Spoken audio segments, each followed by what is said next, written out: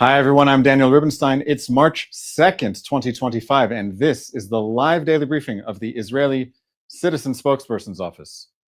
Big news. The Prime Minister of Israel announced that Israel will halt the shipment of food and supplies to the Hamas government of Gaza until the Hamas government of Gaza releases the hostages that the Hamas government of Gaza has been torturing and starving for nearly 17 months.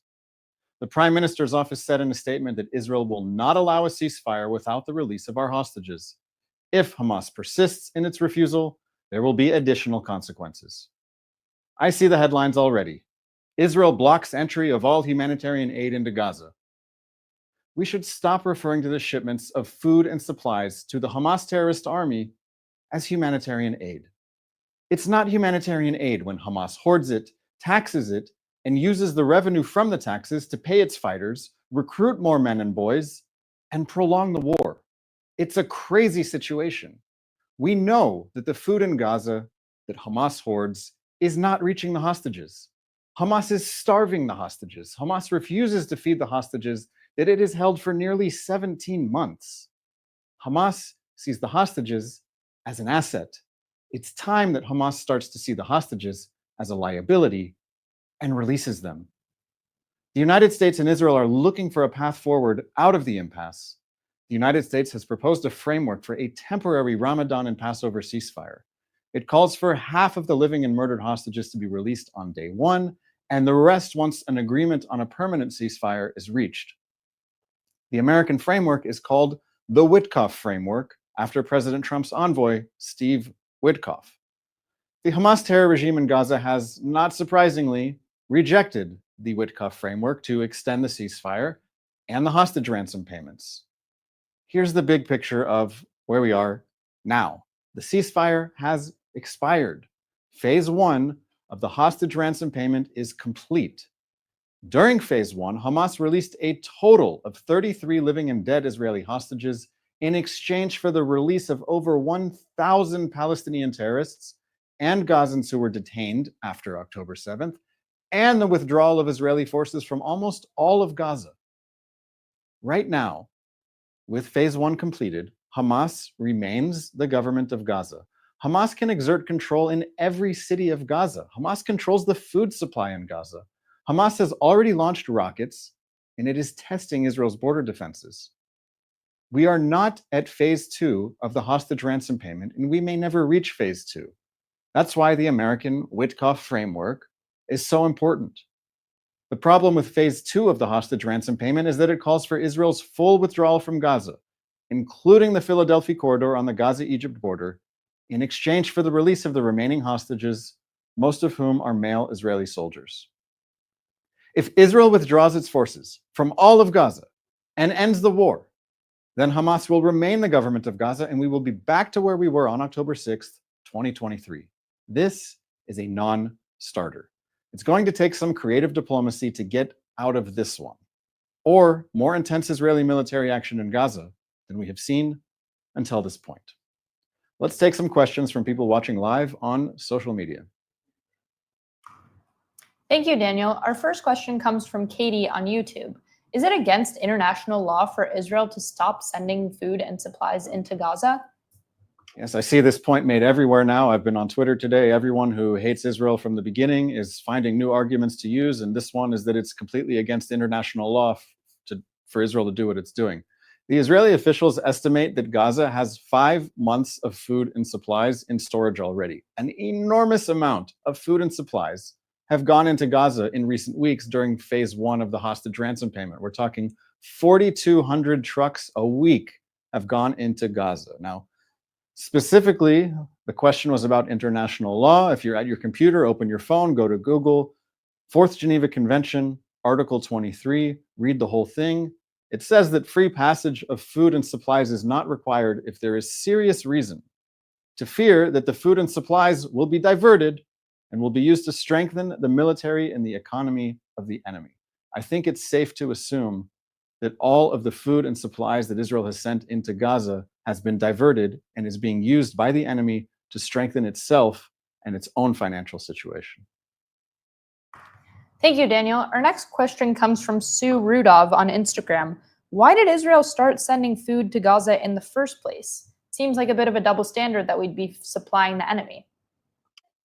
Israel was very clear in the earliest days of this war that Israel's war is against Hamas and not the people of Gaza. Of course, everyone in Hamas is a person of Gaza and they dress exactly the same. So it's very hard for outsiders to distinguish who is in Hamas and who is a person of Gaza. But Israel's policy was very clear, and it remains very clear that we must distinguish between combatants, between the terrorists in Hamas and the non-combatants. At the same time, Egypt did not open its borders to people who wanted to leave and find some safety outside of the war that Hamas started. And Israel was forced to deal with a situation where enemy civilians were not able to flee. That led to Israel trying to do its best to send as much aid as possible to the civilian population. But Hamas took this aid, hoarded this aid, used this aid to fund its fighters, to control the economy of Gaza, and it strengthened Hamas. Another reason that Israel was eager to send as much food as possible into Gaza was in the hope that that food would reach the hostages that Hamas is holding in its underground dungeons. We've seen from released hostages that the food is not reaching them. The hostages are being starved and tortured. The food is not reaching them. It should have been reaching them. I hope that Hamas gets the message that Hamas needs to release the hostages immediately, and everyone amplifies this message. Thank you, Daniel. Our next question comes from Asher on Twitter. What's the current status of, what is Israel's current policy towards Syria? The situation in Syria is changing dramatically, even in recent days. In the beginning, Syria was one of the 7 fronts that Israel was facing. There were Iranian militia, Iranians themselves inside Syria who were using Syria as a base for launching attacks into Israel, such as drones. So Syria has been one of the fronts.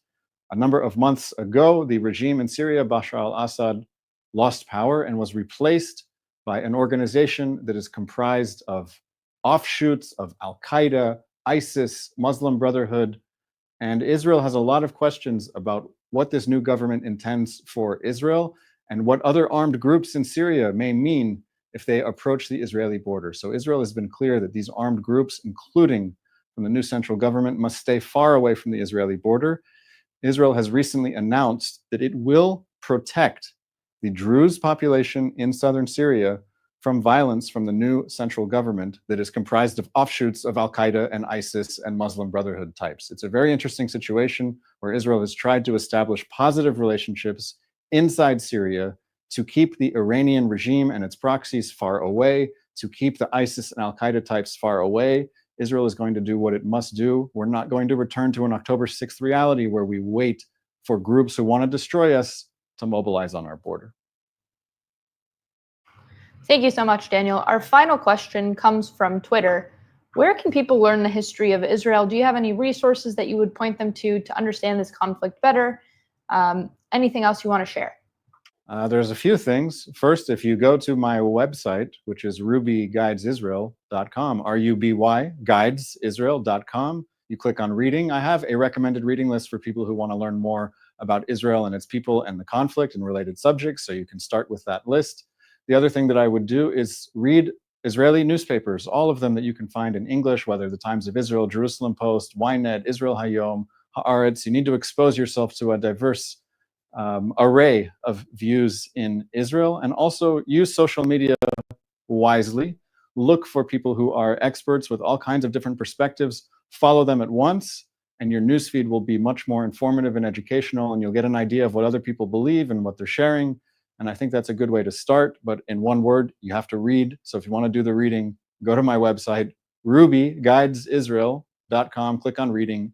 You'll find my suggested reading list. If you read any of the books on there, let me know how you thought they were. That's all the time we have for today. This has been a live daily briefing of the Israeli Citizen Spokesperson's Office. We will be back tomorrow at 3 p.m. local time. That's 8 a.m. on the East Coast of the US. Have a lovely day.